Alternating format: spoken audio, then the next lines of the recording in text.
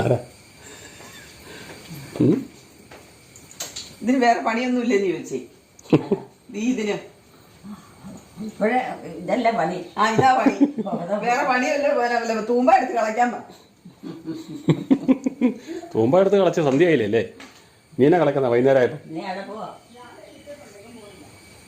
കന്നാലിയൊക്കെ കിട്ടിയോ? കന്നാലിയൊക്കെ കെട്ടിയൊന്നു.